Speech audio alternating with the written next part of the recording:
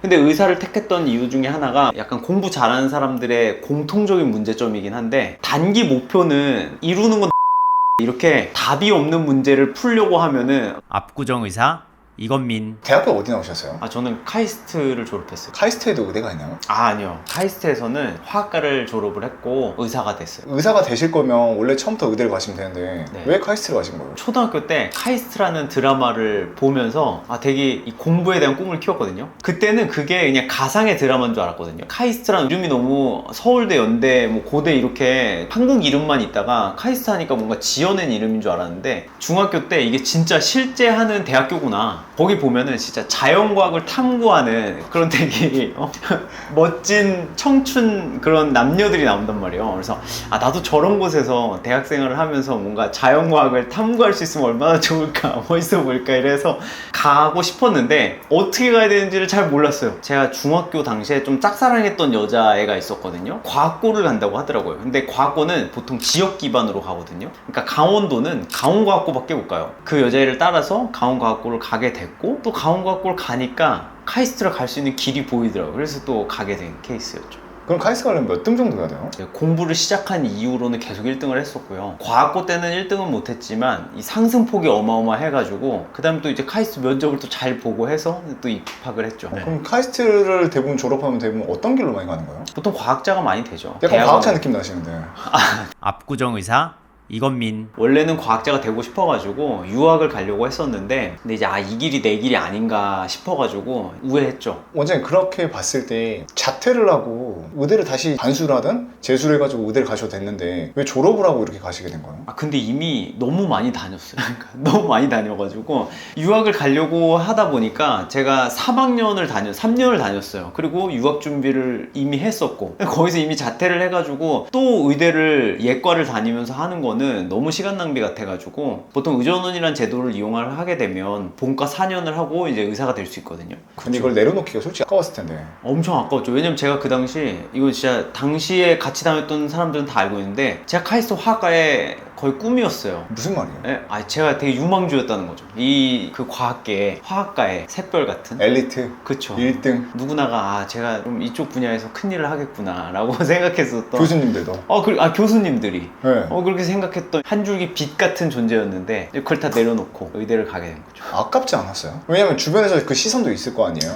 그렇긴 했는데 저는 적성이 안 맞다는 게 너무 많이 와닿아가지고, 예를 들어 과학자의 삶이라는 게 옛날에 원래 되게 돈 많은 집안에 할 거 없는 사람들이 했던 게 과학인 거 아세요? 에이 진짜예요. 예전 뉴턴이 그 사과 떨어지는 거 보고 이 뉴턴 역학을 발견했다고 하잖아요. 그러니까 진짜 할 일 없어서 누워있다가 이게 떨어지는데 머리가 너무 좋아가지고 그걸 보고 자연현상을 떠올려서 이게 공식화한 거예요. 그래서 실제로 과학의 역사를 좀 보시잖아요. 그럼 다 귀족들이 했어요. 과학자의 삶이라는 게 되게 무료해요. 결과가 나오지도 않는 걸 갖다가 한번 해볼까? 하면서 이제 하는 거예요, 그냥. 근데 실패하는 게 허다하고, 그냥 계속 이거 보고 논문 보고 이거 보다가 감명을 받아서 이런 거 한번 해볼까? 그런 걸로 또 실험을 해보고 또 안 되면 주제 바꿔볼까? 이렇게 하다가 얻어 걸리는 게 나의 주제가 되는 거고, 그런 생활을 계속 해야 되는데, 전 사실 말이 진짜 많은 사람이고 하루 종일 떠들려고 해도 떠들 수 있는 사람인데, 그 실험실에서 비커랑 얘기해야 돼요. 너는 뭐니? 막 이러면서 비커랑 얘기해야 되는 게 너무 답답하더라고요. 이제 그런 것들을 매일같이 반복해야 된다는 거. 약간 공부 잘하는 사람들의 공통적인 문제점이긴 한데, 단기 목표는 이루는 건 되게 잘하는데 이렇게 답이 없는 문제를 풀려고 하면은 너무 답답한 거예요. 제가 MBTI도 ESTJ인데 답 없는 일을 하는 거는 너무 싫어하거든요. 근데 이제 과학자들은 약간 ENFP 같이 즐기는 사람이 할 수 있는 일인 것 같아요. 그러니까 답이 없는 걸 원장님이 별로 안 좋아하셨나 봐요. 그쵸. 저는 성격도 되게 급하고 그렇기 때문에 답이 있는 거를 하는 걸 좋아해요. 근데 과학은 답이 없어요, 기본적으로. 답이 있는 거면 이미 남들이 다 해놓은 거기 때문에 과학은 답이 없어야지만 되는 거예요. 그리고 질문도 제가 찾아야 되는 거고, 그래서 과학이 약간 어려운 거고, 과학하는 사람들이 그래서 대단한 거죠.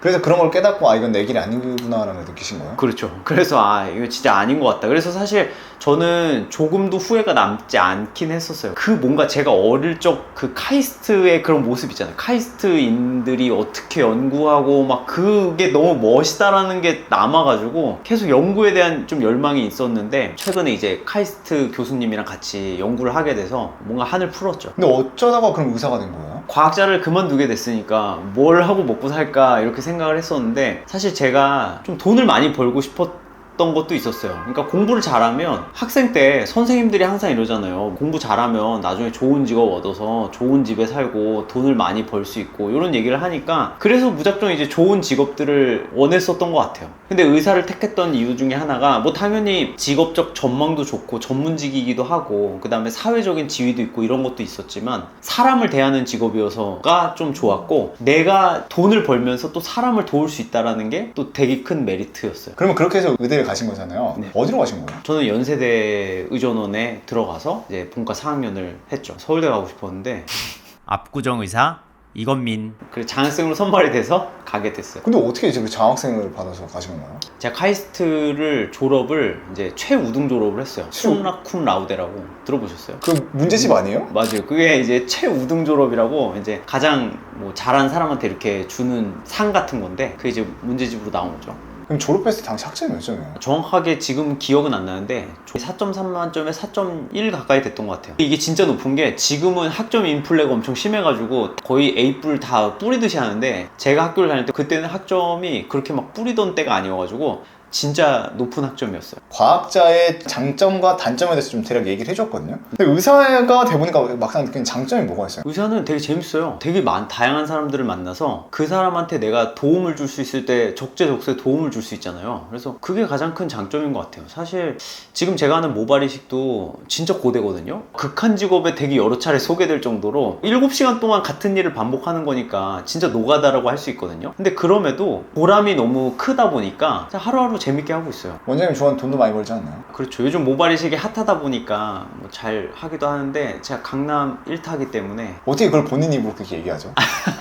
압구정 의사 이건민. 그러면 단점도 있을 거 아니에요? 생각지도 못한다 이 직업에 대한 단점 뭐 그런 게 있었나요? 제가 인턴 생활할 때 좀 많이 느꼈었던 건데 특히나 뭐 내과, 뭐 신경과 같은 경우에는 차도가 없이 방치되어 있는 환자분들이 되게 많이 있어요. 그게 무슨 말이에요? 그러니까 예를 들어 암 환자분들 같은 경우는 이제 더 이상 의학적으로 도움을 줄 수는 없는데 연명치료라고 하잖아요. 그러니까 증상만 조절해드리면서 생활하시는데 좀 불편함만 좀 조절해드리는 정도? 근데 이제 그분들은 그렇게 큰 호전이 되진 않거든요. 그러니까 계속 하루하루 계속 그냥 병원에서 지내시는 거죠. 근데 이제 그런 환자분들도 당연히 대학병원에서 많이 케어를 하잖아요. 근데 그때 좀 심적으로 힘들었던 게 환자분들은 되게 힘들어 하시는데 저는 같은 일만 반복을 하고 예를 들어 뭐 감염내과 뭐 이런 데 입원해 계신 분들 같은 경우는 밤중에 열이 되게 많이 나세요. 그러면 의사들은 해줄 건 그렇게 많지 않지만 어떤 병이 더 심각해졌을지 몰라서 계속 피를 뽑긴 하거든요. 근데 그런 일들을 제가 계속 해오다 보니까 이 환자분들은 너무 짜증이 나는 거예요. 왜냐면 뭐 달라지는 것도 없으면서